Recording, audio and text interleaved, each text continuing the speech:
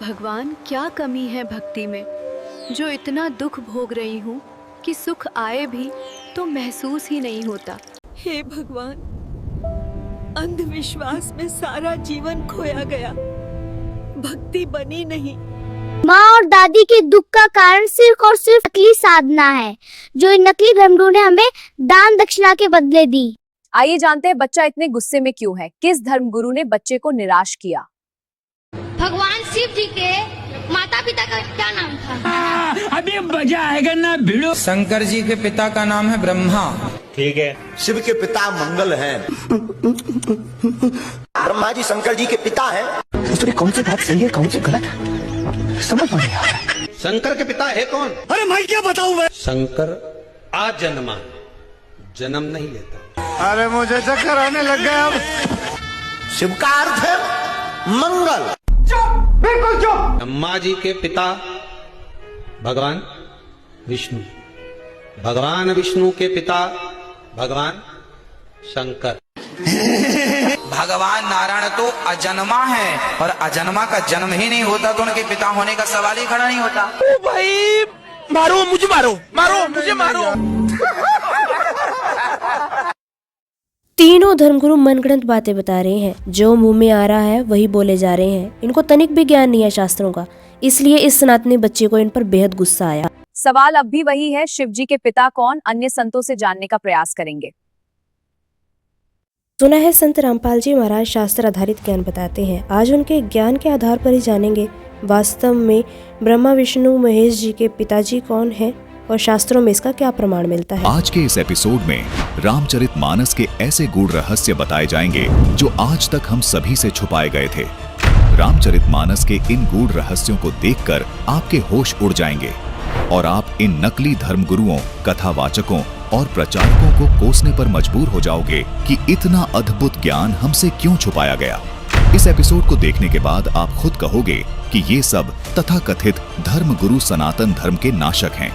दर्शकों, इस एपिसोड को देखने के बाद आपको सहज ही समझ आ जाएगा कि सनातनी पूजा के पतन के पीछे क्या राज छुपा है।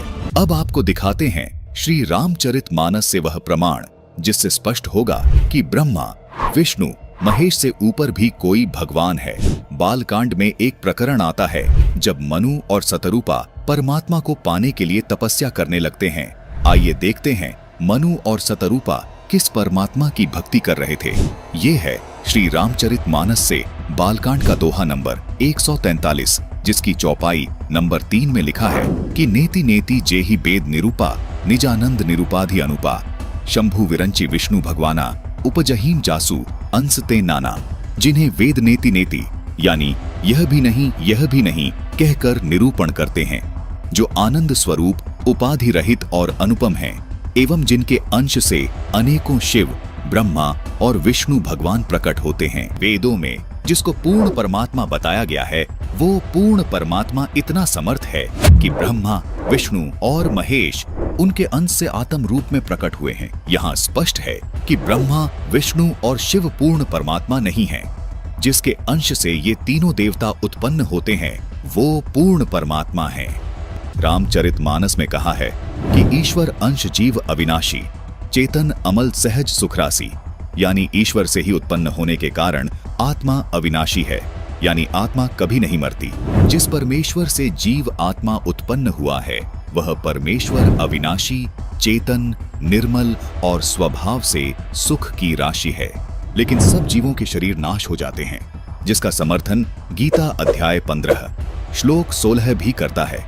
आत्मा को अविनाशी इसीलिए कहा गया है क्योंकि आत्मा रूप में ब्रह्मा विष्णु महेश दुर्गा व क्षर पुरुष यानी गीता ज्ञान दाता तथा सर्व प्राणियों की उत्पत्ति उसी पूर्ण परमात्मा ने की है। इसलिए रामचरितमानस में लिखा है कि अनेकों ब्रह्मा विष्णु महेश उस सच्चिदानंद ब्रह्म से आत्मा रूप में उत्पन्न होते हैं। जिस परमात्मा से सभी प्राणी आत्मा रूप में उत्पन्न हुए हैं उस परमात्मा को गीता अध्याय 15 श्लोक 17 में उत्तम पुरुष कहा गया है। उसी परमात्मा को तीनों लोकों में धारण पोषण करने वाला परमात्मा तथा वास्तव में अविनाशी परमेश्वर कहा गया है। गीता अध्याय 4 श्लोक 5 और 9 में तथा गीता जी अध्याय 2 श्लोक 12 में तथा गीता अध्याय 10 श्लोक 2 में गीता ज्ञानदाता यानी क्षर पुरुष ने अपने आप को नाशवान कहा है तथा स्वीकार किया है कि अर्जुन मेरे और तेरे बहुत जन्म हो चुके हैं, उनको तू नहीं जानता, मैं जानता हूँ। इससे सिद्ध हो जाता है कि क्षर पुरुष यानी गीता ज्ञानदाता जो ब्रह्मा विष्णु महेश के स्थूल शरीर का पिता है वो भी अविनाशी नहीं है, उसका शरीर भी नष्ट होता है। अब आपको गीता अध्याय 15 श्लोक 16 से भी स्पष्ट करते हैं। इस श्लोक में कहा है कि दो पुरुष हैं, क्षर पुरुष और अक्षर पुरुष, तथा इनके अंतर्गत सब प्राणियों के शरीर तो नाशवान है, यानी ये सब नष्ट होते हैं, परंतु आत्मा सबकी अविनाशी है। इसलिए ही रामचरितमानस में कहा है कि ईश्वर अंश जीव अविनाशी, चेतन अमल सहज सुखरासी, यानी परमात्मा का अंश होने के कारण आत्मा का कभी नाश नहीं होता। गीता अध्याय 15 श्लोक 17 में पूर्ण परमात्मा को उत्तम पुरुष और अविनाशी इसलिए कहा गया है क्योंकि उत्तम पुरुष यानी पूर्ण परमात्मा का शरीर भी अविनाशी है। इस उत्तम पुरुष को परमात्मा भी इसलिए कहा गया है क्योंकि ये पूर्ण रूप से अविनाशी है, सब आत्माओं का स्वामी है, जिसका शरीर भी कभी नष्ट नहीं होता। इस उत्तम पुरुष के लोक में किसी प्रकार का कोई दुख नहीं है, ये किसी को दुख नहीं देता, सिर्फ सुख ही सुख देता है। इसलिए इसी परमात्मा को रामचरितमानस में सुख की राशि भी कहा है। जिस गीता ज्ञानदाता काल के लोक में हम रह रहे हैं, इस लोक के मालिक को परमात्मा नहीं कहा जा सकता क्योंकि इस काल लोक में कोई सुखी नहीं है। इसलिए पूरी गीता जी में गीता ज्ञानदाता ने अपने को कहीं भी परमात्मा नहीं कहा, केवल उस उत्तम पुरुष को ही परमात्मा तथा अविनाशी परमेश्वर कहा है।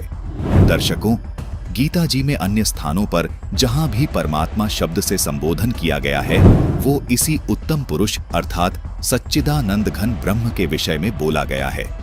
अर्थात पूर्ण परमात्मा का शरीर कभी नष्ट नहीं होता। इसीलिए इस श्लोक में लिखा है कि वो उत्तम पुरुष तो अन्य ही है जो वास्तव में अविनाशी है, उसी को परमात्मा कहा गया है। संत रामपाल जी महाराज सभी को आदि सनातनी भक्ति पर इसलिए दृढ़ कर रहे हैं ताकि हम सब आदि सनातनी भक्ति करके उस उत्तम पुरुष के अविनाशी लोक में चले जाएं, जहां जाने वाली सभी जीवात्माओं को भी अविनाशी शरीर प्राप्त होता है। अविनाशी शरीर होने के कारण उस शाश्वत लोक में पुनर्जन्म व मृत्यु नहीं होती, जहां जाने के बाद साधक लौटकर इस काल लोक में कभी वापस नहीं आते। इसी को पूर्ण मोक्ष कहा जाता है। गीता अध्याय 18 श्लोक 62 में गीता ज्ञानदाता इसी अविनाशी लोक की बात कर रहा है। यही वो शाश्वत यानी सदा रहने वाला स्थान सतलोक है। संपूर्ण जानकारी के लिए देखिए सनातनी पूजा के पतन की कहानी संत रामपाल जी महाराज की जुबानी भाग 3 स्पिरिचुअल लीडर संत रामपाल जी महाराज फेसबुक पेज पर। वाकई में वजन तो है संत रामपाल जी महाराज के ज्ञान में और प्रमाण भी है। तो दर्शकों, आपकी क्या राय है आज इस सवाल को लेकर कि वास्तव में किस धर्मगुरु ने इस सवाल का सही जवाब दिया कि शिव जी के पिता कौन है? हमें कमेंट सेक्शन में कमेंट ज़रूर करिएगा कि आप किस संत से सहमत हैं। आगे भी हम आपको ज्ञान चर्चा की वीडियो ऐसे ही दिखाते रहेंगे, तो हमारे चैनल को सब्सक्राइब करें। यदि वीडियो अच्छी लगी हो तो वीडियो को लाइक एंड शेयर ज़रूर करें। Thanks for watching.